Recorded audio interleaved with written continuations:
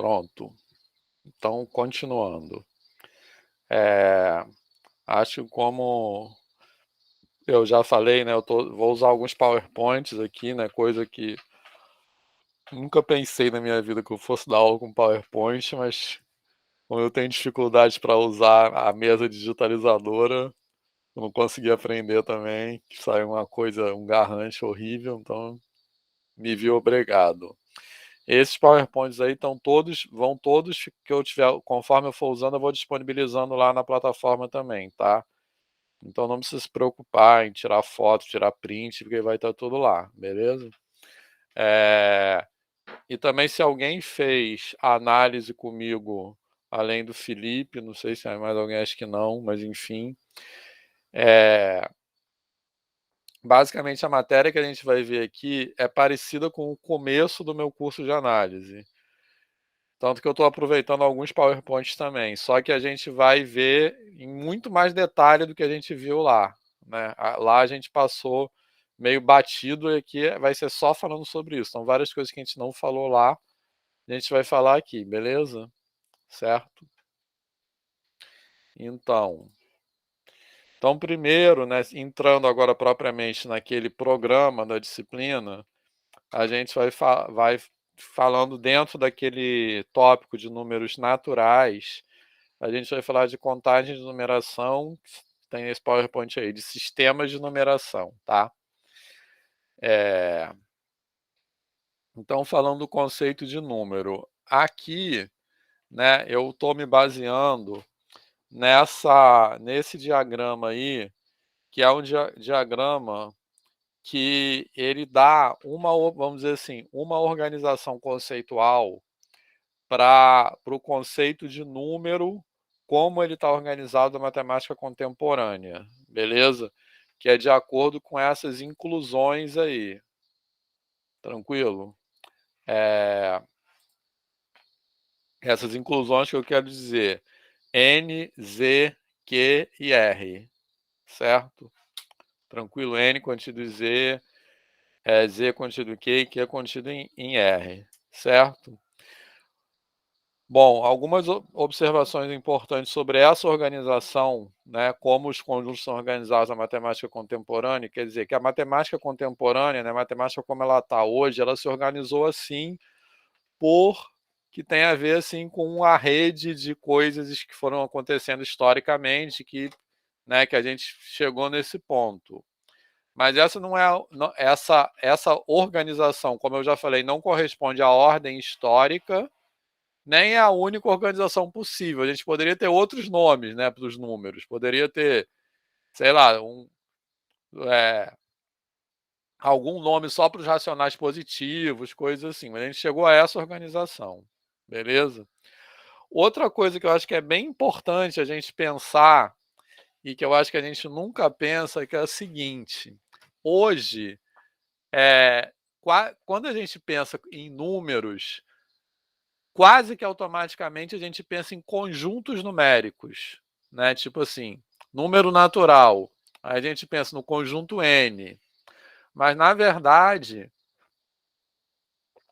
as ideias matemáticas de número são muito anteriores à ideia de conjunto. A matemática contemporânea, ela é muito organizada, né, em termos de tudo é conjunto, né?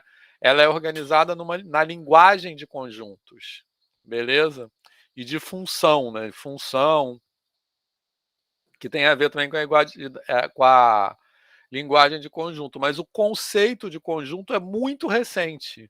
O conceito de conjunto tem menos de 200 anos na matemática. Antes não existia essa coisa de contido, dessa linguagem de conjunto. Então,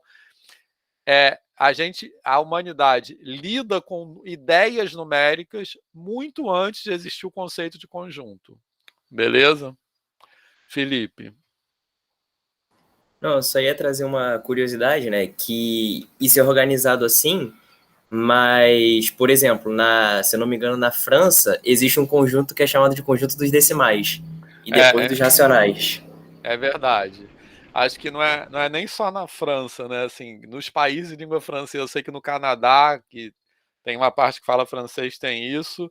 E eu acho que alguns países de língua espanhola, acho que na Espanha, alguns países de língua espanhola também tem isso, né? Tem um conjunto, dois decimais, que né, que fica entre os inteiros e os racionais, né? Assim.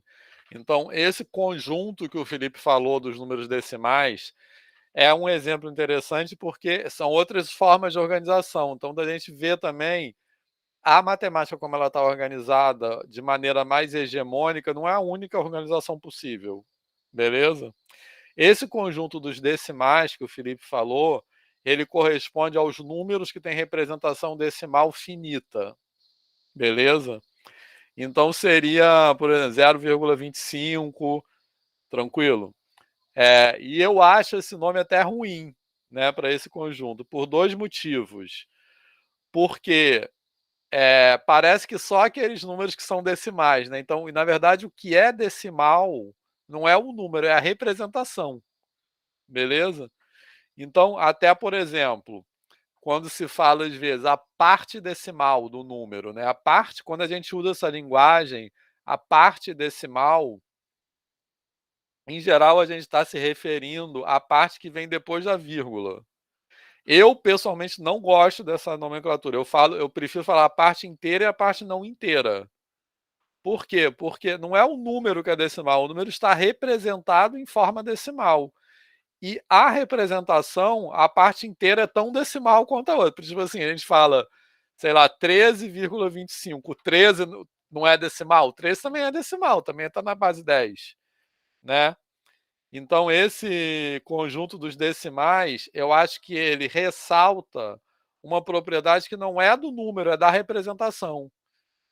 Tanto que, como a gente vai ver também aqui na disciplina daqui a pouco, os números que têm representação finita numa base podem não ter representação finita na outra base.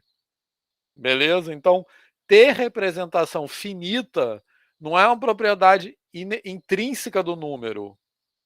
Então, se a gente escrevesse na base 12, por exemplo, seriam outros números que têm representação finita. Beleza? Diferente, por exemplo, de ser racional. Ser racional é uma propriedade que é intrínseca do número, porque ela não muda com a representação. A gente não vai representar um número de outra forma, ele vai deixar de ser racional. Agora, ter representação finita, não, depende da representação. E a gente vai voltar a falar nisso, né? Porque, por exemplo, 1/3 na base 10 é uma dízima periódica. 1/3 na base 3 é 0,1, tá? Então, eu nem gosto desse conjunto aí dos decimais, mas eu acho que, de qualquer forma, é um exemplo bacana que pode ter outras formas de pensar, né? A gente tem que... Eu desconstruí também uma ideia de matemática universal, né? Que é uma ideia que é muito comum, que é errada, essa ideia, assim. Então, acho que é importante pensar nisso. Beleza, pessoal? Mas então, o que eu queria destacar também é que essa coisa do conceito de conjunto é muito mais recente que o conceito de número, tá? E nesse diagrama aí, a maneira como a gente está usando no livro foi uma maneira que a gente encontrou de organizar essas ideias conceitualmente, tá? Que não é a única maneira possível, obviamente, mas foi uma maneira que a gente encontrou de representar, que a gente acha que destaca coisas importantes. E ao longo da disciplina, a gente vai percorrer esse diagrama em diferentes pedaços. Beleza? Tá? Então, por exemplo, agora a gente vai falar dos números naturais. A gente pode pensar dos números naturais quando como vindo de uma ideia de contagem, né? Beleza? Então a gente tem a ideia de contagem, que é uma ideia que é mais concreta, tranquilo? E a gente, da ideia de contagem, a gente passa para os números naturais, e aí o número, que é uma coisa que eu vou continuar falando em seguida, o número natural nesse sentido, ele é abstrato em relação à ideia de contagem, tá? A próxima coisa que eu vou falar é o que isso quer dizer exatamente, tá? O que quer dizer essa frase quando eu falo que o conceito de número natural é uma abstração da ideia de contagem, beleza? Isso tem um significado preciso. O que quer dizer uma abstração da ideia de contagem, tá? Porque a gente usa muito a palavra abstrato, né? Isso aqui é abstrato, mas o que quer dizer isso? Tá? Eu quero falar sobre isso. E isso é importante também para a gente pensar em como as pessoas aprendem o conceito de número, beleza?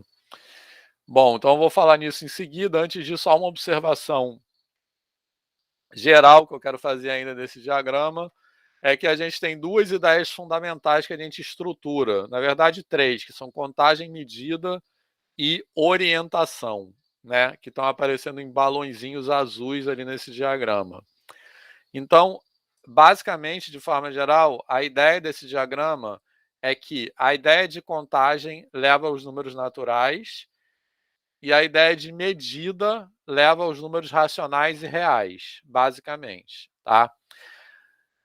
Isso eu estou olhando esse diagrama assim verticalmente, né, descendo.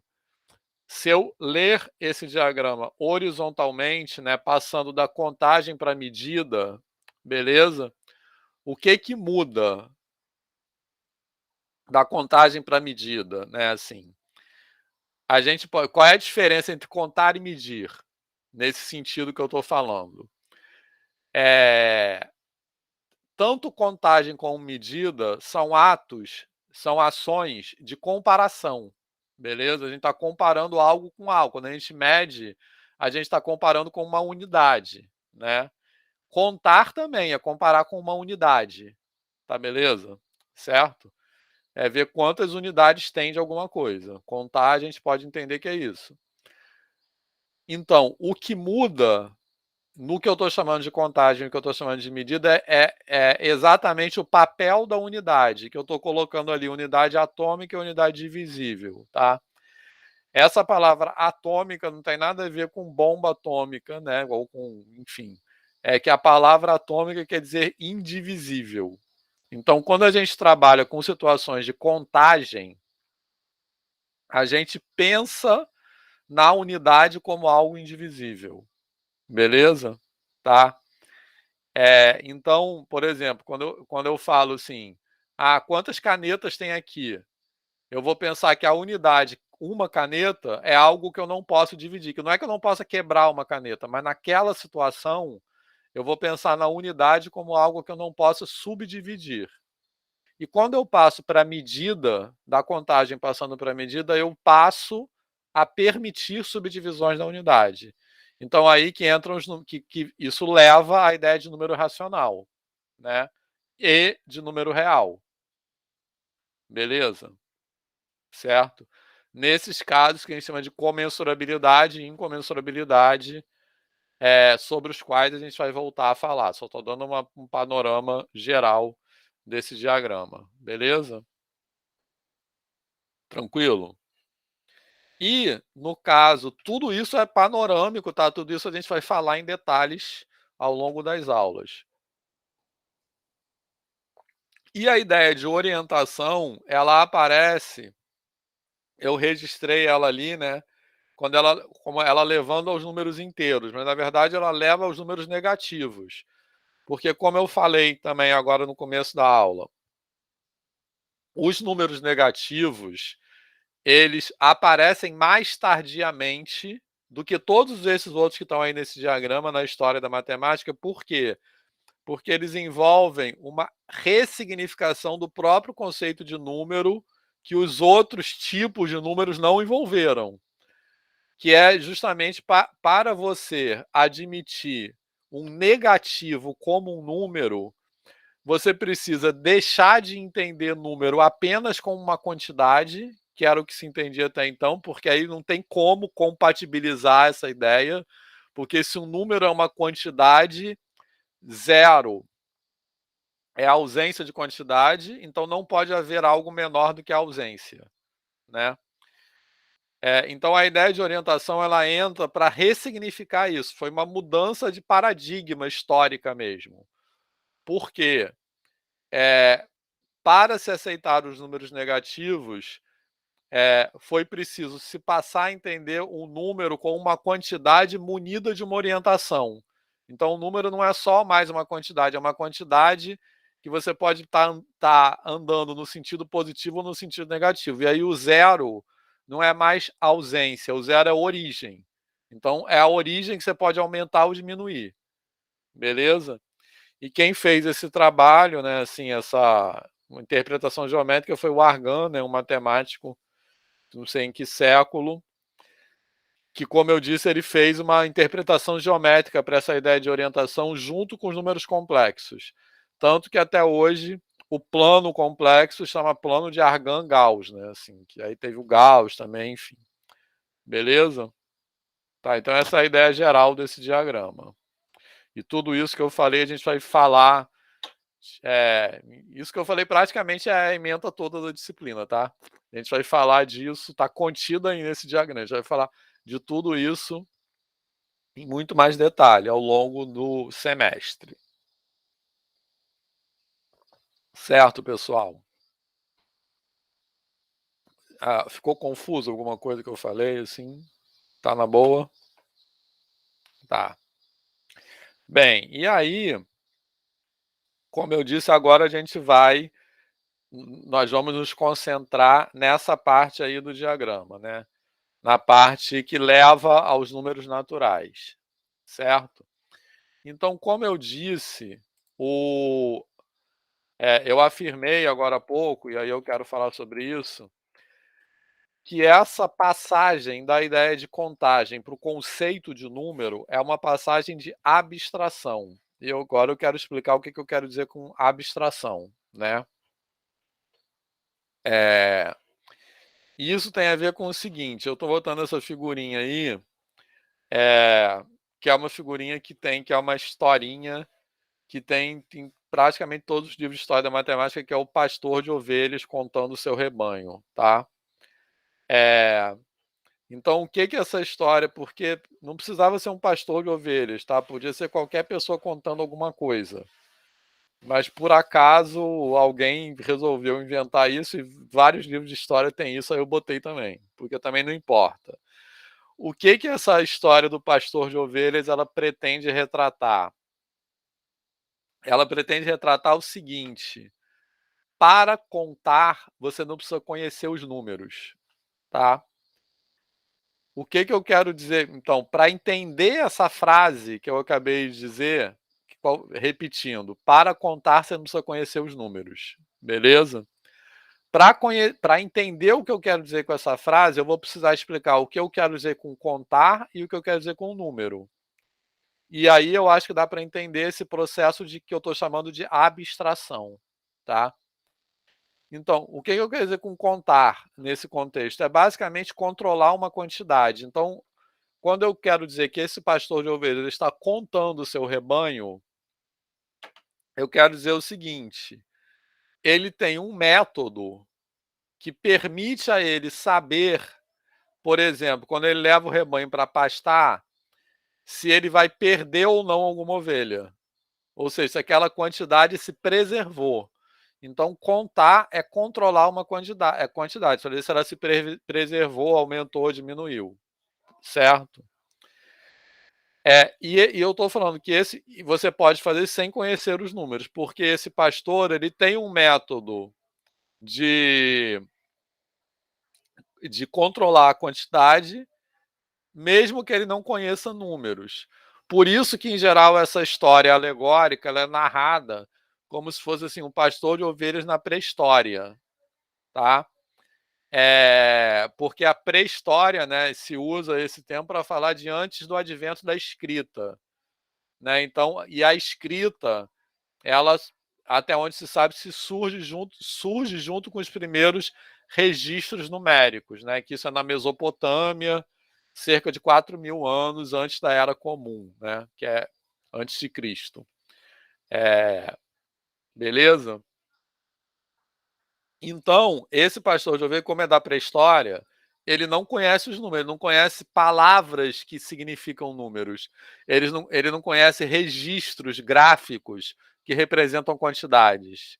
Nesse sentido, ele não conhece os números. Mas ele é capaz de contar, ele é capaz de controlar a quantidade do seu rebanho, tá? Como que ele faz isso? Com um saquinho de pedras, né? Então ele pega alguma coisa, um saquinho de pele de animal, provavelmente, e ele põe uma pedrinha para cada ovelha que sai para pastar. Quando o rebanho volta, ele joga fora uma pedrinha para cada ovelha que entra. Então, assim, ele é capaz de controlar, de controlar a quantidade, mas ele não é capaz, provavelmente não será capaz de falar.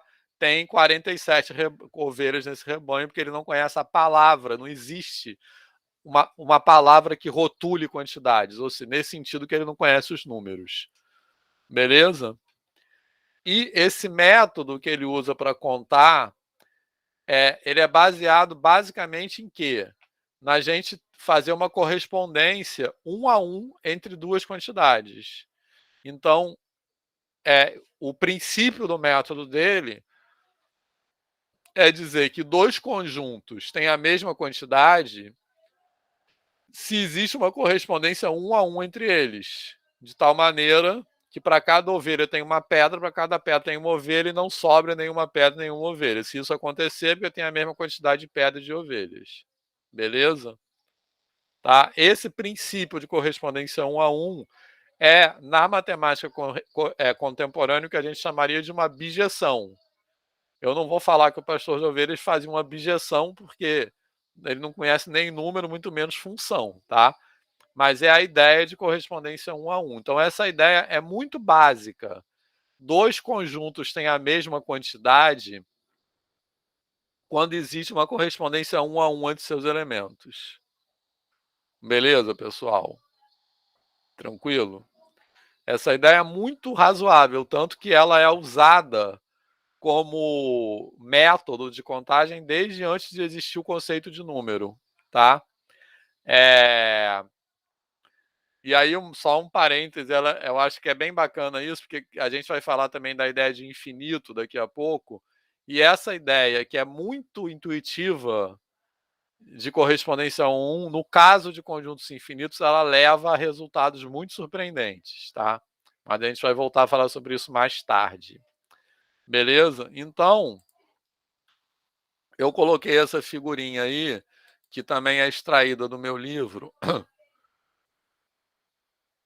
que a gente tem um conjunto com 5 rinocerontes e um conjunto com 5 cadeiras. Então, assim como o pastor de ovelhas,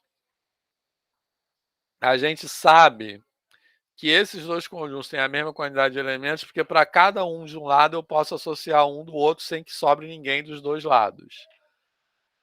E aí, por que a gente escolheu para fazer esse desenho aí, rinocerontes e cadeiras, tá? Obviamente poderia ser outra coisa qualquer, mas a gente quis destacar que são duas coisas muito diferentes, um rinoceronte e uma cadeira, né? E aí que entra a ideia de abstração. Por quê?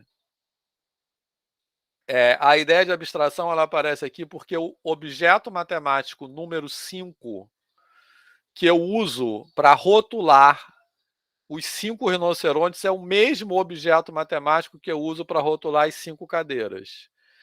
Então, o número 5 que eu uso para contar não depende da natureza daquilo que está sendo contado. Nesse sentido que ele é abstrato, tá? Então, o que quer dizer abstrair na matemática contemporânea? A gente usa essa palavra abstrair para dizer alguma coisa abstrata, às vezes quer dizer uma coisa difícil, né? Quer dizer uma coisa que é longe do concreto, que é difícil de imaginar e tal. Mas essa palavra em matemática tem um sentido preciso, que é o seguinte, que abstrair quer dizer desconsiderar, né?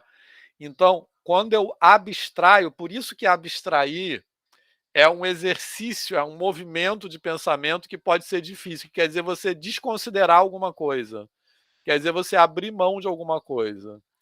Então, o número, quando eu digo que o conceito de número é uma abstração da ideia de contagem é porque o número 5 é o mesmo objeto matemático abstrato que eu uso para contar qualquer quantidade independente da natureza daquilo que está sendo contado. Beleza? Eu não tenho um número 5 para contar rinocerontes e uma outra palavra diferente para contar cadeiras. Beleza? Ou para contar ovelhas, ou para contar pedrinhas, ou para contar pessoas. É tudo um número só. Certo? Tranquilo? Então, essa é uma característica, essa característica de abstração é uma característica muito importante do conceito contemporâneo de número que a gente usa na matemática contemporânea, na matemática de hoje. Tá legal? Mas nem sempre foi assim, nem toda cultura foi assim. Daqui a pouco, em seguida, eu quero dar alguns exemplos de ideias de quantidade que não eram abstratas. Ou seja, culturas que não usam o mesmo sistema numérico para contar coisas diferentes. Beleza? Mas o nosso conceito de número ele é abstrato nesse sentido. Tranquilo? Então, voltando ao exemplo do pastor de ovelhas. Por que ele não conhece o conceito de número como nós conhecemos hoje? Porque ele pode ser capaz de dizer, ó, nesse saco de pedrinhas tem a mesma quantidade que nesse rebanho de ovelhas. Mas aí ele está pegando dois conjuntos só fixados. Essa passagem de abstração, ela tem a ver com associar o número 5 a qualquer conjunto com cinco elementos. Beleza? Então não é só olhar dois fixos, né? É entender o 5 como um objeto, né? Que é esse objeto, ele expressa uma qualidade que é comum a qualquer conjunto com 5 elementos. Então o número 5 não é nem os 5 rinocerontes, nem as 5 cadeiras, mas é uma propriedade que eles têm em comum. Os 5 rinocerontes é mais ou menos como uma cor, beleza? Tranquilo? Tá? Quando eu falo que eu tô uma camisa azul e não sei o que é lá, é azul também, né? O azul é o quê? É algo, é uma qualidade em comum entre aquelas coisas. Tranquilo? Certo? E por que eu estou falando isso tudo? Então a ideia de abstração, ela é muito característica. Aí tem vários passos de abstração. Quando a gente falar dos outros conjuntos numéricos, né, a gente vai falar que todos eles envolvem abstrações, nesse sentido, que é alguma coisa que você desconsidera, né, que é independente de alguma coisa. Então, não importa se eu estou contando canetas ou pessoas, é o mesmo número, né? E a gente faz isso em diferentes graus, assim, dentro da matemática a gente faz isso muito. A matemática contemporânea, ela é caracterizada pela invenção de objetos abstratos, objetos que desconsideram alguma coisa, tá? Em muitos níveis. A gente faz vários níveis de abstração. Na matemática contemporânea a gente vai voltar a falar muito disso. Beleza? Mas por que a gente está discutindo isso tudo aqui? Porque essa passagem da ideia concreta de contagem para o conceito abstrato de número na educação básica, ela envolve, assim, cognitivamente para a pessoa, ela envolve várias coisas, né? Assim, e não é, às vezes, uma passagem que se completa no Fundamental 1, né? Às vezes o aluno, quer dizer, a pessoa pode continuar nesse processo mesmo no Fundamental 2 ainda. Então, por exemplo, essa passagem de contagem para número, né? Não sei quem aqui, além da Karen e da Cássia, que eu sei, que já foi, que é professor do Fundamental 1, ou quem tem irmão pequeno, ou quem tem filho, já deve ter visto que quando as crianças começam a aprender a contar, tipo assim, você fala assim, quantas bonecas tem aqui? Aí ela vai e conta, 1, 2, 3, 4. às vezes tem uma etapa que ela associa o 1 a uma boneca, o 2 a outro, o 3 a outro, o 4. Se você tirar a primeira, ela não vai associar direto que tem 3. Porque o 4 é como se fosse o nome daquela boneca e não uma quantidade. Certo, Karen? Quer falar alguma coisa? Beleza, pessoal? Alguém já viu isso aqui com criança? Cássia, quer falar? Fala, Karen. Eu ia falar que nas mais novinhas, além dessa questão, né, de atribuir o nome, né, para o objeto, né, o nome do número para um determinado objeto que ela está contando, nas mais novinhas ainda, é bem comum, assim, as crianças de 2 para 3 aninhos, aí falam, meu filho já sabe contar até 10, já sabe contar até 20, sem, de fato, ter uma ideia numérica do que aquilo consiste, né? A criança sabe cantar os números e, às vezes, as famílias estão lá falando que a criança é mega prodígio, porque sabe contar, sabe até, sei lá qual o número, né? Ela está recitando, na verdade, não está Recitando, contando, exatamente. né? Então, associar a palavra número à quantidade, isso também é um passo. Então, eu acho importante a gente pensar nisso, porque uma coisa que a gente tem que desconstruir muito, como eu falo isso várias vezes, vocês vão me ouvir falar, que é falar que as coisas são fáceis, beleza? Eu acho que é proibido, eu tenho horror a esse negócio de falar que é trivial, que é fácil, e nada é fácil, assim, porque a gente tem que, como professor, se colocar no lugar do aprendiz, né? Então, isso não é fácil, isso é um processo que foi historicamente complicado e que ele é inerentemente complicado, assim, ele envolve várias operações, assim, cognitivas. Então, é muito importante a gente se ligar para isso.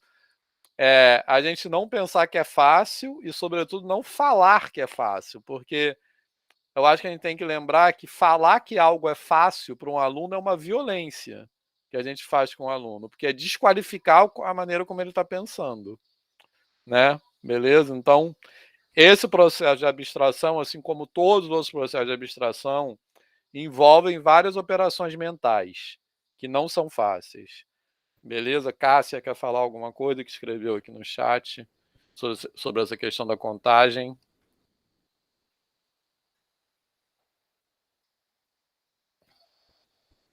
Tá me ouvindo? Sim. Tá. Não, tá certinho. Isso também acontece até com os dedos, né? Eles denominam os dedos em 1, 2, e se você mudar a ordem, eles não conseguem contar. É bem isso mesmo, tá certinho. Uhum. Você está trabalhando no momento com o Fundamental 1 ainda ou não? Sim. Beleza. Tranquilo, pessoal? Mais algum? Ficou na boa isso aí? Ficou claro? Mais algum comentário? Certo. Então, essa ideia abstrata, essa ideia de número como abstração de contagem, ela também aparece nessa definição de número de cardinalidade, né? Essa definição de cardinalidade é a quantidade de elementos de um conjunto, né? Essa definição de cardinalidade, ela foi proposta por George Cantor, né? Que é, como eu falei, é a ideia de bijeção, uma ideia muito básica e ela muito central, e ela aparece nessa definição de número cardinal de George Cantor, que foi um matemático que é responsável por definir o conceito matemático de infinito, né? Então ele vai falar que número cardinal, ou seja, quantidade, é aquilo que sobra de um conjunto quando abstraímos a natureza e a ordem dos seus elementos, tá? Então, se a gente abstrai, se a gente olha para um conjunto, desconsidera a natureza dos seus elementos, se eles são cadeiras ou abacaxis, e a maneira como eles estão organizados, o que sobra desse conjunto? O que sobra é a quantidade, né? E essa ideia, né, é uma ideia muito central, muito intuitiva para a gente, e ela leva a resultados surpreendentes, tá? Quando a gente falar de infinito, a gente vai ver coisas bizarras que tem a ver com o conceito de infinito, que eu adoro discutir isso. Eu acho que é uma discussão que deveria ser feita na educação básica, porque toda a experiência que eu tive de discutir infinito, os alunos piram assim e ficam interessados e tal. Beleza? Enfim, mas depois a gente vai voltar a falar sobre isso. Mas essas surpresas do infinito, elas vêm daí, dessa ideia de correspondência 1 a 1 também. Tranquilo? Beleza? E aqui, continuando, alguém quer falar alguma coisa na boa?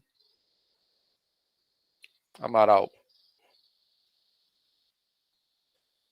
Essa ideia de objeto matemático, Vitor, só para eu tentar colaborar, mas ao mesmo tempo perguntar, me faz entender um pouco também do que vem em geometria. Em sólidos geométricos, às vezes, por exemplo, o paralelepípedo ele pode ser, ele é um objeto matemático. Então, dá para a gente entender o interesse dele é abstrair todas as formas que são que são como um paralelepípedo, um cubo, um livro, uma caixa qualquer. Isso. O paralelepípedo absorve, o prisma Ele absorve. representa, né, aquela... Exatamente. Então, essa é a mesma ideia de Sim. enxergarmos o número como um objeto matemático, né? Uhum, exatamente. Isso aí. Beleza, pessoal? Por isso que eu falei que essa ideia de abstração ela é muito característica da matemática contemporânea. A gente inventa conceitos para representar coisas e isso envolve, em geral, processos de abstração. Beleza? Tranquilo? Bem, então esse exemplo que o Antônio deu é um exemplo que também é bem isso mesmo, tá? Bom, e aí eu trouxe alguns exemplos aqui que eu acho bacana, porque eu acho importante a gente desconstruir essa ideia de universalidade da matemática, né? Assim, porque eu acho que isso é uma coisa que idealiza muito a matemática, né? Põe a matemática como se fosse assim, uma coisa divina e a gente não precisa disso para gostar de matemática, eu acho, assim, essa idealização. E essa idealização, ela também afasta os alunos da matemática, né? Então, e na verdade, a matemática internacional também é uma coisa muito recente. Então, essa ideia de universalidade é balela mesmo, porque até tipo assim, meados do século XIX, não se tinha uma matemática, uma linguagem matemática. Cada país tinha umas coisas diferentes. Sistemas de numeração não eram exatamente iguais, tanto que tem línguas que ainda preservam essas diferenças. Por exemplo, no francês, alguém que fala francês? Não, não falo não, tá? Alguém que fala francês? Não. Alguém sabe como é 80 em francês? É quatre-vingts. Isso, é 80, que é 4 vezes 20. Isso vem de origens daquela região que tinha outros sistemas, outras bases que usava ali, né? E 90 é 4 que é 4 vezes 20 mais 10. Então, até muito recentemente não tinha essa universalidade, né? Tinha práticas matemáticas diferentes em regiões diferentes do mundo, né? Isso foi um esforço mesmo de internacionalização. Então, culturas diferentes podem ter práticas matemáticas diferentes. Então, eu só trouxe aqui alguns exemplos de outras culturas que não têm essa ideia abstrata de número, tá? Beleza? Como a gente tem na matemática contemporânea. Alguns exemplos aqui é só para a gente, porque como professor eu acho importante a gente desconstruir essa ideia, porque como eu disse, é uma ideia que afasta as pessoas os alunos da matemática, que parece que a matemática é uma coisa divina, assim, uma coisa, sabe, inacessível. Gustavo, quer falar? Sobre a forma dos números. Eu não sei direito. Já ouvi essa história também, né, que a forma dos números foram desenhadas a quantidade de ângulos. Eu já ouvi, mas eu não sei, eu não tenho, assim, referência para ter certeza se é verdade. Mas existe mesmo, rola mesmo essa história, né, que os símbolos numéricos vieram da quantidade de ângulos, assim. no sistema indo-arábico, né? Então, que eu já ouvi gente dizendo que é, gente dizendo que não é, tem coisas na história da matemática que criam assim, umas historinhas que nem sempre são verdades, entendeu? Então, e às vezes é difícil correr atrás da fonte mesmo, né? Por exemplo, eu só aproveitando a fala do Gustavo para falar um outro exemplo, né? Assim, que é Pitágoras. Ninguém tem certeza se Pitágoras existiu. E, na verdade, esse nome, Teorema de Pitágoras, ele é absolutamente inadequado. Porque o que existiu, o que se sabe que existiu foi um grupo enfim, de filósofos que se autodenominava a escola pitagórica. Nesse grupo de filósofos existiam narrativas sobre um personagem chamado Pitágoras, mas não dá para saber se esse Pitágoras era uma pessoa mesmo ou se era um personagem fictício que era inventado naquela narrativa. Beleza? Tipo, Bhaskara, que o Gustavo colocou ali, Bhaskara existiu mesmo, mas ele não foi responsável pelaquela fórmula que a gente conhece como fórmula de Bhaskara. Tanto que só no Brasil aquilo forma, em um país, aquilo, se você chegar em outro país e falar fórmula de Bhaskara, ninguém sabe o que é. Né? Inventaram isso essa associação no Brasil. Agora, Pitágoras nem se sabe se existiu, né? E eu dou aula na faculdade de educação, né? Eu estou dando uma disciplina agora que tem pessoas de várias áreas, né? E sempre que eu falo isso, que não se tem certeza que Pitágoras existiu, isso causa uma comoção, assim, porque eu acho que Pitágoras é um personagem muito associado à matemática. Então, tipo assim, tem uma galera de história, de biologia, e eu falo isso, a galera fala, como assim não existiu? As pessoas ficam realmente muito, assim, sem chão, digamos assim. Mas é só para dar um exemplo que é uma disciplina de decolonialidade, quarta-feira na pós-graduação da Faculdade de Educação. Aí tem pessoas de quarta-feira à tarde. Tem pessoas, os alunos de mestrado, doutorado em educação. Então tem pessoas de várias áreas, né? Assim. E aí sempre eu falo isso, as pessoas ficam loucas, assim. Né? Porque para quem não é de matemática, tem uma associação muito grande, assim, de Pitágoras, muito representativo, assim. Enfim. E que eu estava falando? Ah, sim. Que às vezes essas fontes históricas são difíceis de você realmente buscar, né? Assim. E aí, às vezes, criam umas lendas assim que viram, e às vezes não dá para ter certeza se sim ou não. Esse é o caso da pergunta do Gustavo. Né? Beleza? Mas então, aí eu trouxe alguns exemplos aqui de culturas que têm outras ideias numéricas, digamos assim, outras ideias quantitativas. Então, esse aí eu trouxe, são chamados os desenhos Sona, desse povo Chokwe, que é um povo que habita essa região aí na África, entre Angola e Zâmbia e tal. Então, esse povo, eu trouxe isso aí só assim, porque eu acho esses desenhos lindos, tá? E esses desenhos, eles têm uma ideia de quantidade, porque esses pontinhos esses desenhos são muito caracterizados por esses pontinhos. Esses pontinhos representam ideias, assim como os nossos números representam ideias. E a quantidade de pontinhos que eles desenham tem um papel importante na transmissão dessas ideias. Só que não é só a quantidade, né? É assim, isso faz parte de uma simbologia que é mais complexa do que dizer que é só. Então, tipo assim, como, não é só a quantidade, mas é como essa quantidade está disposta, como ela é colocada. Então, é uma ideia quantitativa que não é abstrata, porque ela não comunica a mesma coisa independente da forma como ela é desenhada. Né? Independente assim, ela faz parte do significado, mas o significado envolve outras coisas. Né? Então, eu acho que esse exemplo é bacana, porque a gente está muito acostumado a pensar que a maneira que a gente pensa é a maneira mais evoluída que a maneira que os outros pensam, né?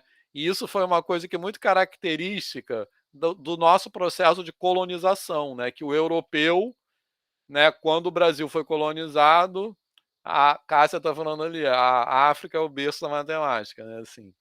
Então, eu acho que pensar, a gente desconstruir essa ideia de que visões de outros povos são mais atrasadas do que a nossa, que é uma visão eurocêntrica e tal, é muito importante para quem é professor. Então, por exemplo, esse povo aí não tem, a gente não pode dizer que esse povo Chokwe aí, ele tem uma visão numérica abstrata como nós temos. Mas isso não quer dizer que essa cultura seja mais atrasada que a nossa. A gente tem que sair desse lugar, dessa. Isso é muito importante porque isso tem a ver também com o jeito como nós olhamos para os nossos alunos, uma questão de empatia, né? E essa coisa de ver a nossa cultura como mais adiantada do que as outras é muito característico da colonização, porque quando os europeus colonizaram o continente americano, eles desqualificaram toda a cultura africana e indígena, né? Beleza? E existe essa narrativa histórica de como se o berço da matemática fosse a Grécia. Essa narrativa histórica é falsa, porque existem várias contribuições importantes da África, do Oriente Médio, da China e tal, que são invisibilizadas, né, que são apagadas. Então, por isso que eu acho que isso para a gente é muito importante, né? E às vezes a gente pensa que, por exemplo, tem a Lei 10.639, já ouviram falar nessa lei? Alguém já ouviu falar? Sabem o que é? É a lei que existe desde não sei que ano aí, que eu não lembro, mas que ela torna obrigatório o ensino de cultura africana na educação básica, porque a gente ensina só referenciado na cultura europeia. E essa lei, ela diz respeito a todo mundo, não só a história, mas também a todas as disciplinas. Por isso que eu acho que é importante a gente pensar nisso. Beleza? Tranquilo? Fala alguém? Sim. Eu ia falar sobre os desenhos Sona, porque no ano passado eu estava estudando com os alunos, né, do 5º ano sobre os desenhos, e eu li, né, junto com eles, que a distribuição dos pontinhos ela é prévia, e o desenho, a linha vem depois, porque, na verdade, faz parte do momento de contação de histórias, em que os griots se sentam com as pessoas, né, do grupo para poder contar, e o traçado, ele tem esse desenho tão característico, porque o griot, na medida em que ele conta a história, o griot ou a griote, né? Porque fala o que é griot. Griot ou griote, acho que tem entre os dois, para mulher também, porque inicialmente eram só os homens, mas em alguns lugares tem mulheres também. Mas fala o que é griot. Ah, perdão. São as pessoas que contam as histórias dos povos, né? Vão passando de geração em geração a cultura daquele grupo. São pessoas de muito respeito, são pessoas que têm muita sabedoria, isso aí, Cássia. São as pessoas responsáveis por transmitir a cultura daquele grupo.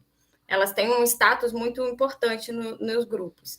E aí que na medida em que eles contam a história, eles vão fazendo esse traçado na areia e que eles não podem tirar o dedo, né? Às vezes fazem com o dedo ou com algum graveto, e que esse traçado não é interrompido enquanto a história não acaba.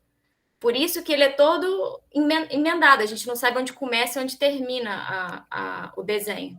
Então, esses símbolos, eles comunicam o significado de uma maneira diferente que os nossos símbolos comunicam, né? E o griot, ao distribuir os pontinhos previamente, provavelmente ele deve pensar na história em que ele vai contar, no que ele deseja transmitir, para ele fazendo o percurso ali na medida em que ele vai narrando. É o que eu imagino, assim, que eu fui lendo. Uhum. Então, eu nem sabia de todos esses detalhes, mas eu botei porque eu acho esses desenhos lindos, assim. Mas eu já vi alguns relatos de pessoas que usam isso, que é uma visão muito diferente da nossa, que eu acho que é importante trazer para a educação básica, né, assim.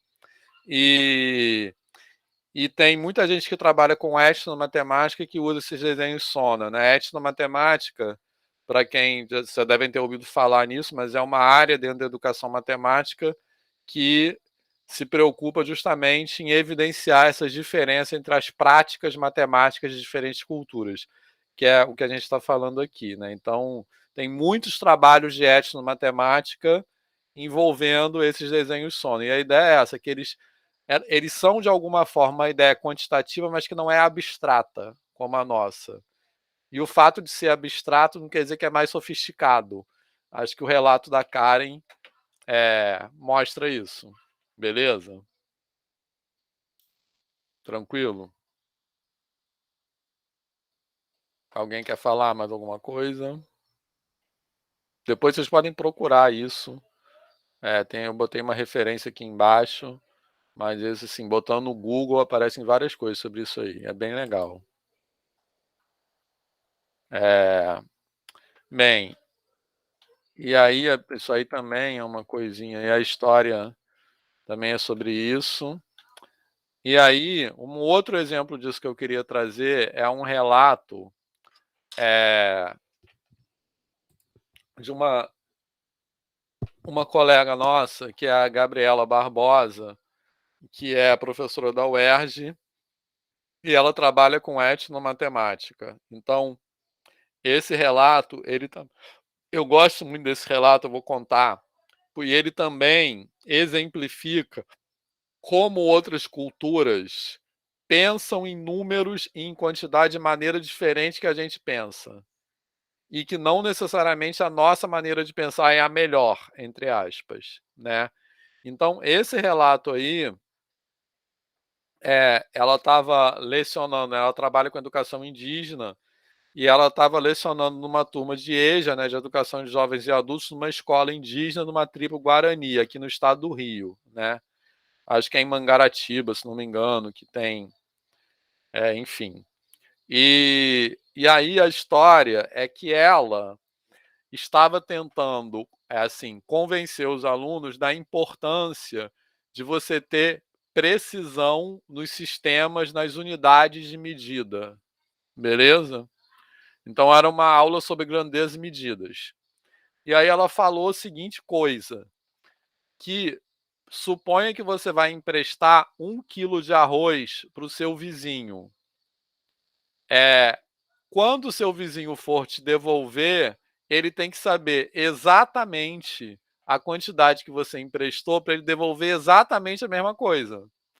E aí os alunos falaram assim: não, professora, quando eu emprestei para o meu vizinho, eu emprestei a quantidade que ele estava precisando. Quando ele me devolver, ele vai devolver a quantidade que eu estiver precisando. Não importa se é a mesma quantidade. Então a aula virou assim, em vez deles se convencerem da importância, eles começaram a ver aquilo como uma coisa menos importante, né? Assim, então, essa cultura guarani, isso demonstra uma maneira diferente de encarar as quantidades. E a gente não pode dizer que a nossa é melhor, porque o que isso expressa é que esse grupo está colocando as relações humanas na frente das relações monetárias, digamos assim, das relações quantitativas.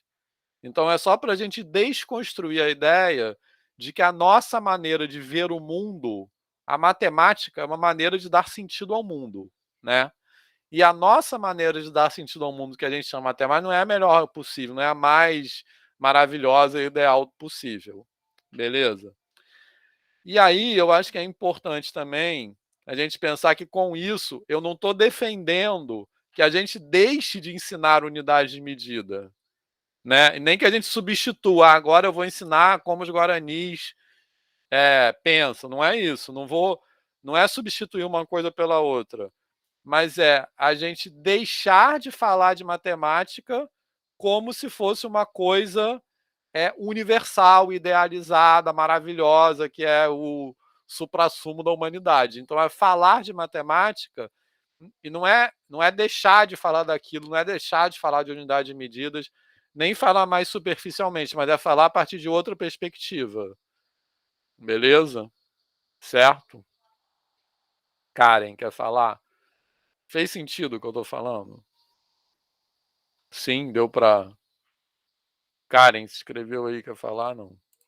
Não, só estava dando uma dica de um canal no YouTube. Ah, legal. Eu Depois usei você com os bota... alunos, é bem bacana, até para usar em sala. Não só para gente. Depois você bota o link lá no Google Classroom. Beleza? Beleza, põe sim.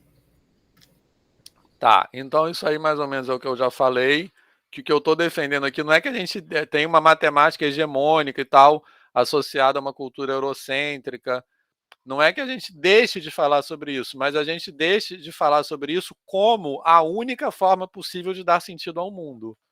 Né? A gente discute trazendo essas questões, que existem outras formas, e que a nossa não necessariamente é melhor, né? Por exemplo, deixa eu só dar um outro exemplo disso, que não é de matemática, mas eu acho que dá mais materialidade também no que eu estou falando.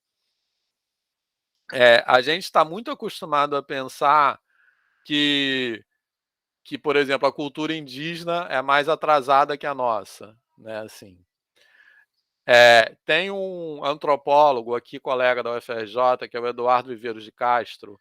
Não sei se alguém... Ele é um antropólogo bem reconhecido, assim. E uma vez eu vi uma entrevista dele que ele estava falando o seguinte, que várias culturas indígenas, elas têm uma característica de antropomorfização das coisas. O que quer dizer isso?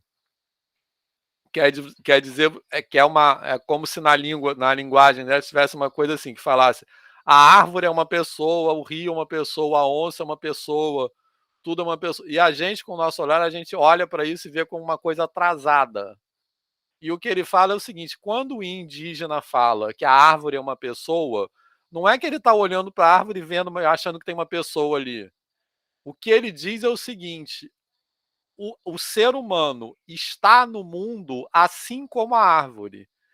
Então, a gente não está num lugar superior em relação aos outros entes da natureza. E essa visão de mundo, ela permite aos indígenas formas de manejo agrícola, por exemplo, que são muito mais sofisticadas do que a nossa, porque eles conseguem plantar e preservar a floresta, porque eles não se colocam num lugar... A gente se caracteriza por nos colocar num lugar fora da natureza, né?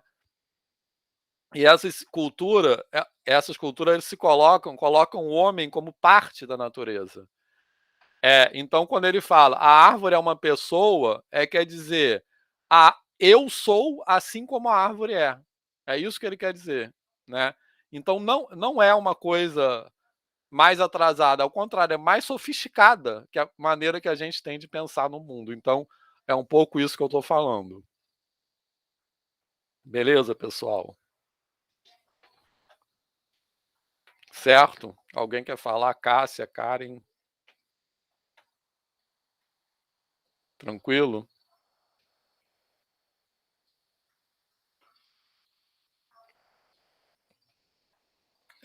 Bem, e aí, falando nisso, né, a gente vai pensar, a gente vai olhar aqui alguns exemplos de sistemas de numeração, tá? Que também a gente vai olhar para formas de representação de outras culturas, tranquilo? E nesse sentido, quando a gente deixa de pensar na nossa forma de representação como a única possível, que é isso que eu estou falando, tirar a matemática desse lugar de universalidade, a gente entende melhor a nossa própria matemática, né? Então, o objetivo aqui também é esse. Eu quero falar com vocês sobre outros sistemas de numeração, certo? E por meio da gente, vamos dizer assim, a gente comparar, digamos, as características de outros sistemas de numeração com o nosso indo-arábico, a gente consegue entender melhor o nosso. E isso tem a ver também com sair de um lugar de conforto.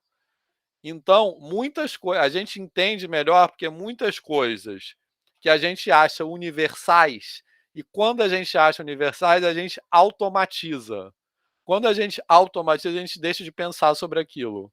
Então, é sair da zona de conforto nesse sentido, é nos forçar a pensar. Então, a gente vai, por exemplo, fazer contas em outras bases. Alguém já fez isso?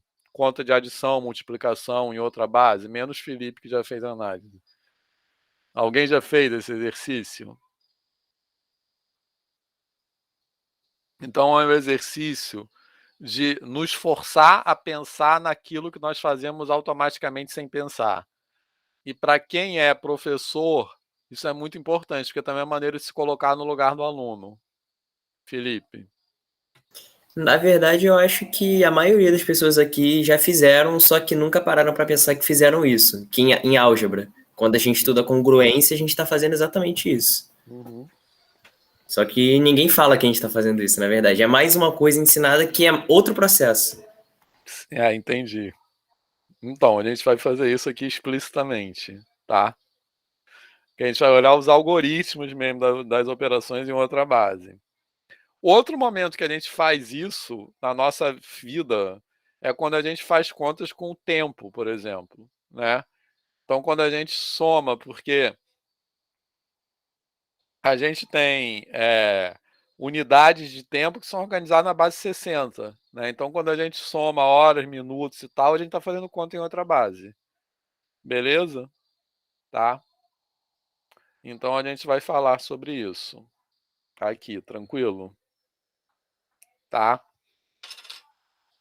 E para isso, só para a gente entender, eu vou ver alguns exemplos. Eu vou mostrar para vocês alguns exemplos de sistemas de numeração em outras bases, e em outras, não só em outras bases, mas em outros povos da antiguidade. E isso tem o objetivo da gente entender melhor o nosso sistema de numeração também, tá? E aí, para isso, eu estou usando essas palavras aí, que a gente pode usar essas palavras para ajudar a entender esses sistemas de numeração. Algarismo, numeral e número, tá?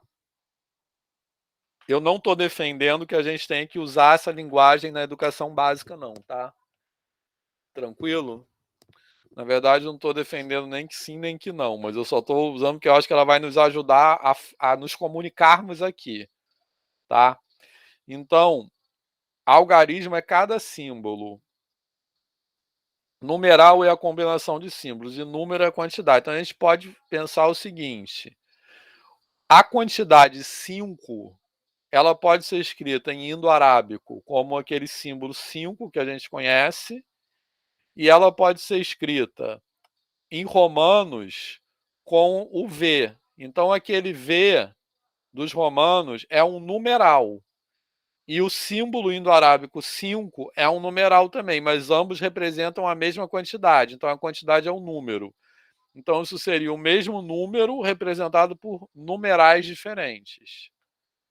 Tá beleza? E algarismo é cada símbolo, né? Então, enfim. Mas isso aqui é só para a gente se comunicar. Como eu falei, eu não tenho uma posição, assim, não sei se Karen e Antônio querem falar alguma coisa, de usar essa nomenclatura na educação básica. Eu tenho uma coisa assim de evitar muito nome das coisas. Eu acho que você fica dando muito nome para as coisas, isso dá uma impressão de que as coisas são mais complicadas do que elas são mesmo, assim. Mas, enfim. Eu acho que eu não sistematizo, esse é o número, esse é o numeral, esse é o algarismo, mas na fala a gente vai, né, usando os termos, e eu acho que as crianças também vão se apropriando disso. Isso. E sobretudo também o que a gente cobra, né? Vira avaliação, vira, enfim. Amaral. Não, eu também. Assim, na verdade, eu tinha até dúvidas sobre isso. Eu acho que eu terminei de entender agora mesmo nesse livrinho que você utiliza aí. Beleza. Mas o que você falou é interessante, por exemplo. O problema disso lá no livro é que pode não ser bem utilizado e ser cobrado, né, a nível de precisar decorar isso ou aquilo Isso. outro. Eu acho que a gente tem que prestar atenção sobre tudo isso, né? O que a gente fala na educação básica e tipo assim, com que rigor a gente fala, com que rigor não, com que exigência a gente fala para o aluno, o que essa exigência agrega na aprendizagem do aluno, que às vezes não agrega nada. O que agrega você pensar que eu vou cobrar o que é numeral, o que é não sei o quê, e quando vira objeto de avaliação. Então, acho que a gente tem que pensar o que o grau de exigência que a gente está falando na educação básica agrega na aprendizagem dos alunos. Nunca pode perder isso como uma orientação na nossa cabeça, né, como professor. Eu nunca tinha dado atenção para isso, na verdade. E eu vim dar atenção agora, quando eu vi desse jeito, porque eu percebi a importância disso para o que vem na frente, para os sistemas de numeração, para os diferentes sistemas de numeração. Perceber a importância de você entender direitinho esses conceitos aqui. Mas eu não, para mim isso não era indiferente olhar desse jeito ou não. Isso. Eu acho que a gente tem que ter isso como referência. Para que a gente está falando disso, né? Então, como o Antônio falou, isso vai ser importante para eles entenderem algo que vem no futuro e qual é o grau de exigência, né, que a gente dá para as coisas, né? Acho que isso que é o importante. Beleza?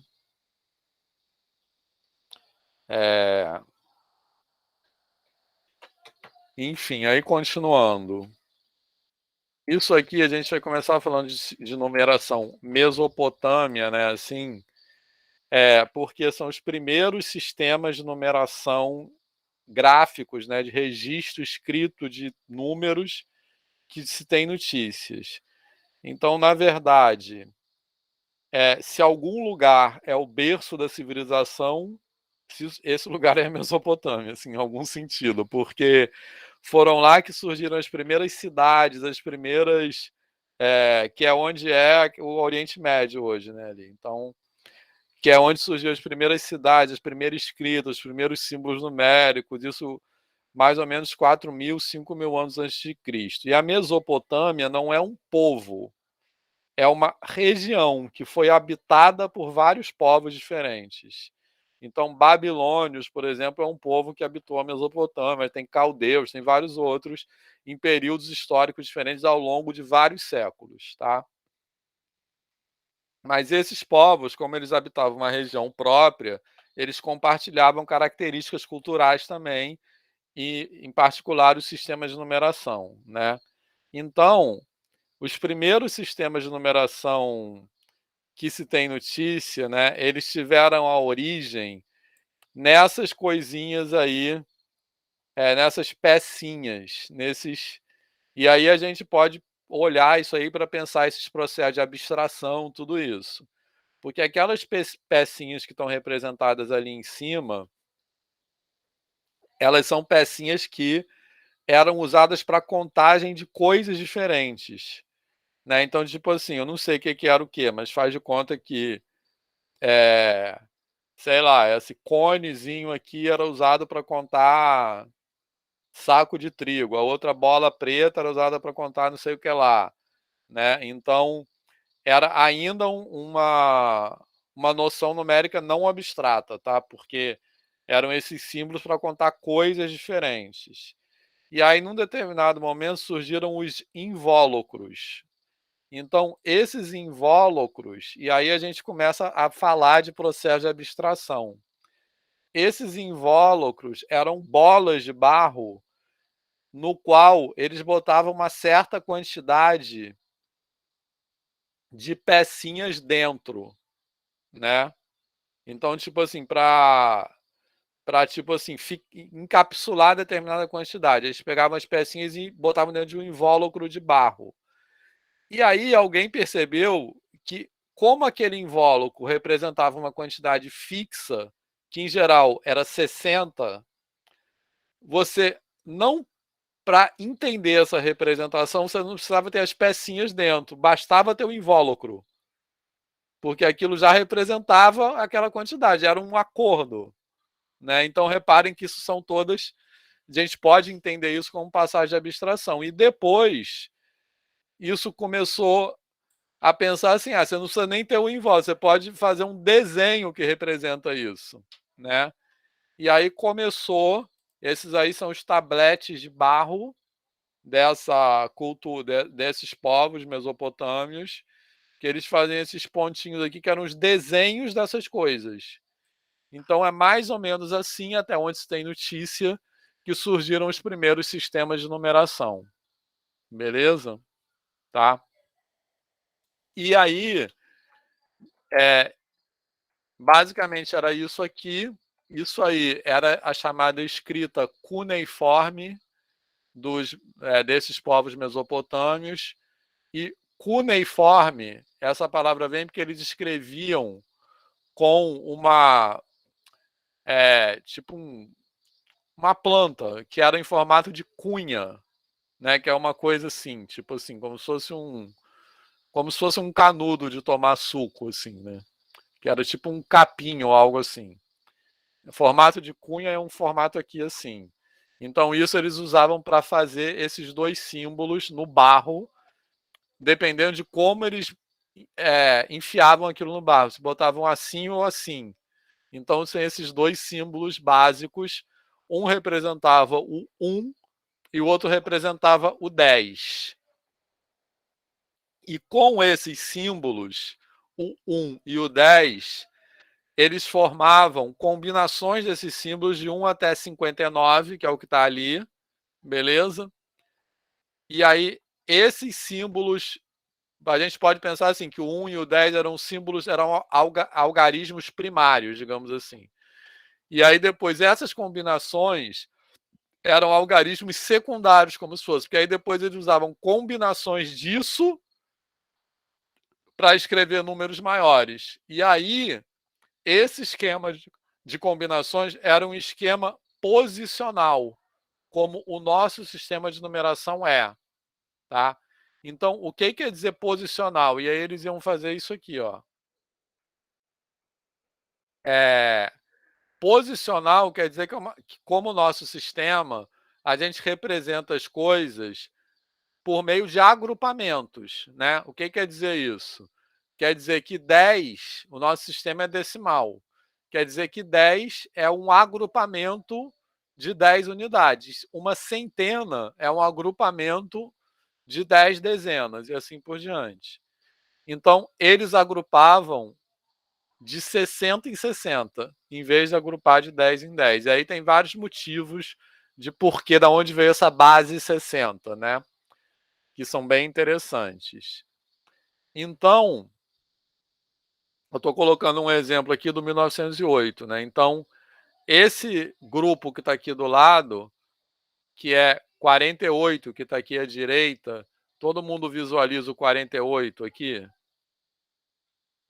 certo? Que é 4 dezenas e 8 unidades. E aqui do lado esquerdo eu tenho 31.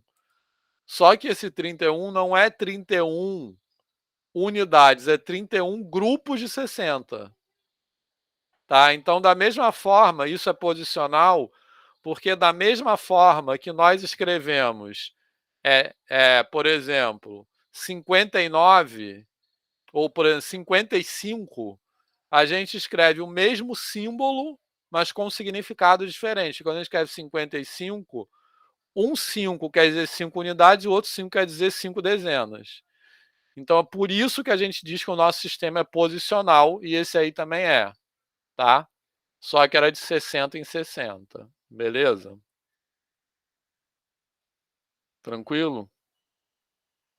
Felipe, quer falar? Não, foi só um comentário mesmo. Que quando eu estava no ensino fundamental, a gente aprendia que um sistema de numeração ele era posicional quando meio que importava a ordem, né? Então, por exemplo, tipo, o V, se ele estiver na frente ou se ele estiver depois, tipo, ele... Enfim, o número muda quando você muda a posição. Eu aprendi na época que posicional era isso. Isso, então. Essa observação é importante porque o sentido que a gente... nem estaria errado você definir posicional assim, como o Felipe falou. Mas o sentido que a gente usa posicional em matemática é normalmente é assim, que a posição influencia, mas não é que a posição influencia de qualquer maneira, certo? Então, daqui a pouco tem a definição aí nesse PowerPoint.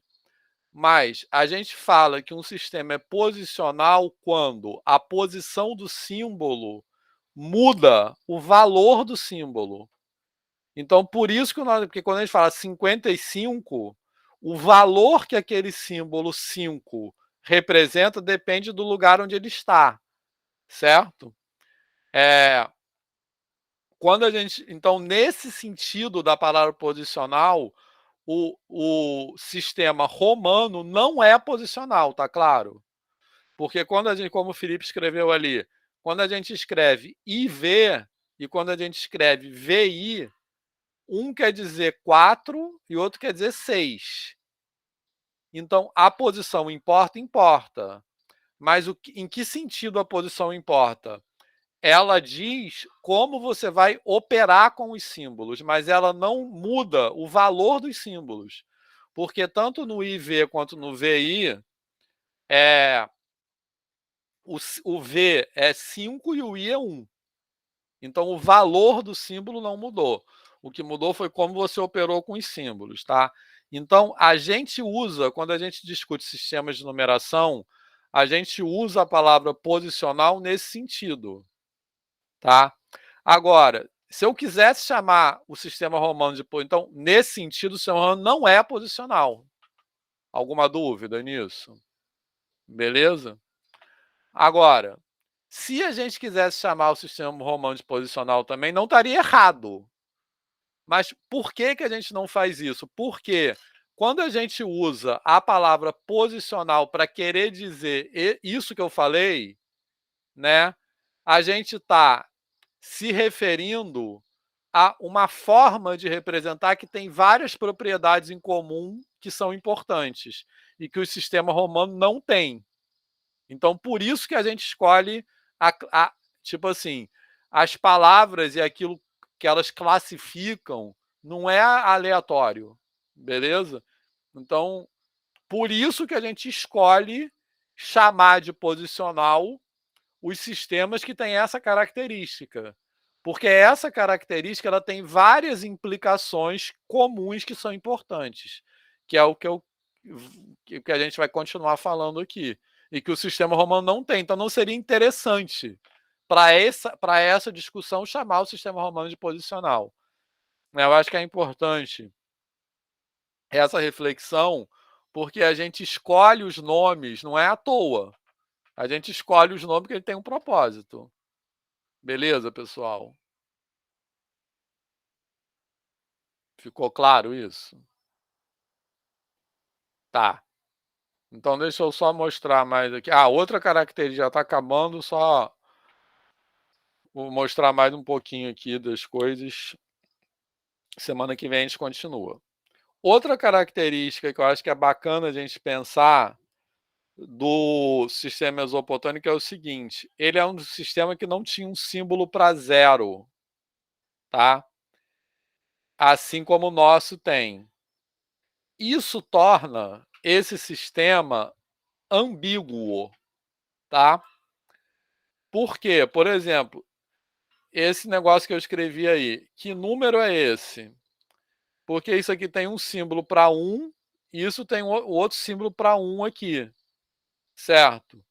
Mas isso poderia ter um 0 do lado direito. Se isso tiver um 0 do lado direito, a quantidade que esse símbolo representa muda. Tá claro?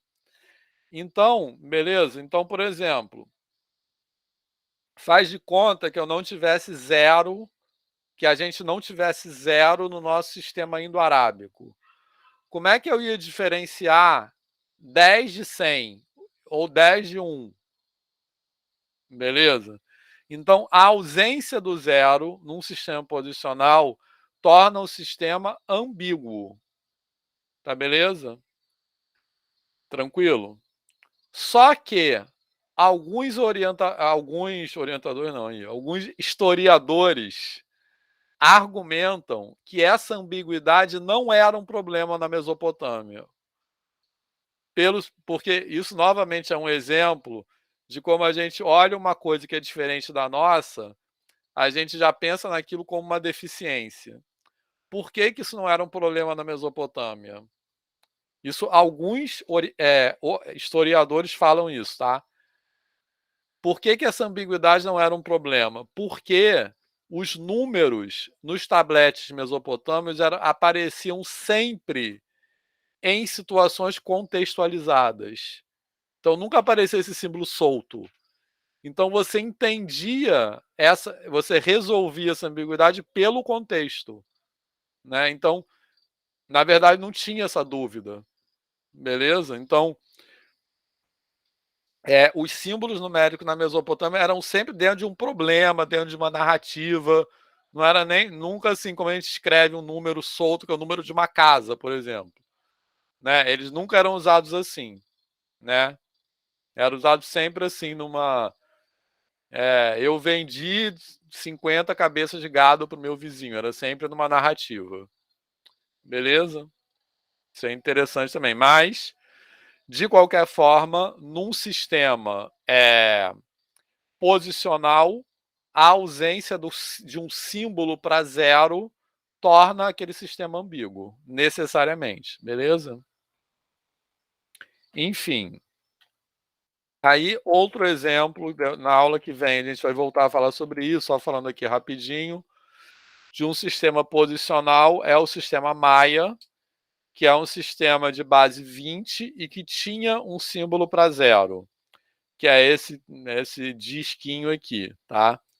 Beleza? Então, parecido com o sistema mesopotâmio, ele tinha um símbolo de primeira ordem, que era 0, 1 e 5, e depois combinações disso para formar os números de 1 até 19, e depois combinações disso para formar os números maiores que 19. Aí tem várias características interessantes do sistema Maia, que ele é basicamente de base 20, essencialmente, mas não é bem isso, porque a base no sistema Maia mudava, enfim, não vou falar agora que não vai dar tempo, mas outra característica interessante é que o símbolo, esse disquinho aqui, que é usado para representar o zero no sistema Maia, às vezes também era usado para representar o universo. E isso tem a ver com uma característica filosófica dessas práticas maias, que era assim, que o final é sempre o começo. Então, era uma coisa de ciclos, né? Os maias, se vocês virem os calendários maias, é muito legal. Os calendários maias são umas engrenagens. Já viram? Que é uma, tipo assim, que representa um ciclo rodando dentro do outro, né?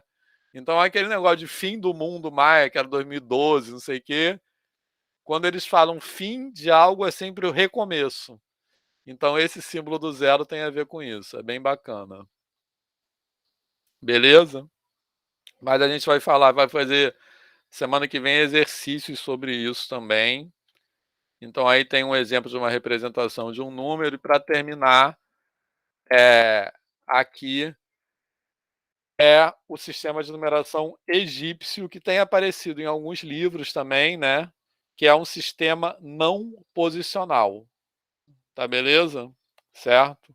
Então, o sistema egípcio, a gente também pode dizer que ele é decimal, porque ele também é baseado em agrupamentos de 10 em 10, mas eu tenho um símbolo para cada potência de 10, basicamente. Tá beleza? Certo? Então, ele não é posicional porque ele é um sistema que a gente chama de aditivo. Tá? Por quê? Porque bastava eu somar esses valores para ter o resultado do número. Então, por exemplo, esse número 1908 que eu estou escrevendo aqui, eu poderia embaralhar esses símbolos, poderia escrever em outra ordem, de direita para esquerda, de cima para baixo, que continuaria sendo 1908. Tranquilo? Porque é só eu somar isso aí que vai dar o resultado. No nosso sistema, se eu escrever 31 e 13, são coisas diferentes. Tá? Aí não. Então, era um sistema aditivo, por esse motivo, e os sistemas aditivos, como o egípcio, não precisam do zero, porque como eu estou somando tudo, então não preciso ter um zero ali. Beleza? Tranquilo? Bem, e aí também, só para terminar, uma última observação, também pensando na Lei 10.639, né, uma educação antirracista. Eu não sei se vocês já perceberam que, de uns tempos para cá, o sistema de numeração egípcio começa a aparecer nos livros também, didáticos. Já viram isso? Não sei por que escolheram. Isso é mais ou menos recente, assim, tem pouco tempo. Que começou, pouco tempo, sei lá, uns 10 anos, talvez. Que começou a aparecer isso nos livros didáticos. Só que quase sempre você coloca os números egípcios, que é uma cultura africana, mas representa os egípcios como brancos, né? Então, representa africana, tipo assim, o Egito é considerado, tipo assim, como uma cultura avançada da África. Mas uma cultura avançada da África você não representa como negro, representa como branco. E também invisibiliza outras culturas que existiram, que foram tão quanto ou mais evoluídas que o Egito, que ninguém fala delas. Beleza? Na África subsaariana, digamos assim, mais para o sul. Beleza?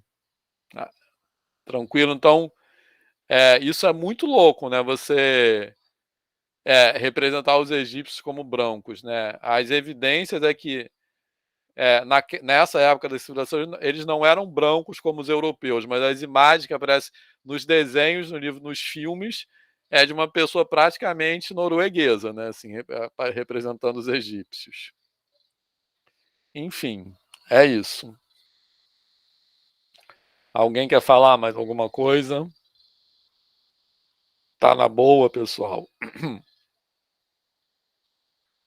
Espero que tenham curtido, então. E na semana que vem, a gente vai continuar daqui, né, onde a gente parou. Aqui tem alguns exercícios sobre o sistema de numeração. E a gente vai fazer contas em outros sistemas de numeração também. Esse PowerPoint já está lá. Então, quem quiser ir dando uma olhada daqui para frente, eu recomendo, inclusive. Beleza, pessoal? Então, valeu. Então, muito obrigado. Algum comentário, alguma dúvida mais? Então, falou. Sextou, então. Bom fim de semana e até semana que vem. Tchau, pessoal. Tchau, professor. Boa noite. Valeu, gente. Até final de semana. Tchau, gente. Final de semana. Valeu, gente. Boa noite. Boa noite.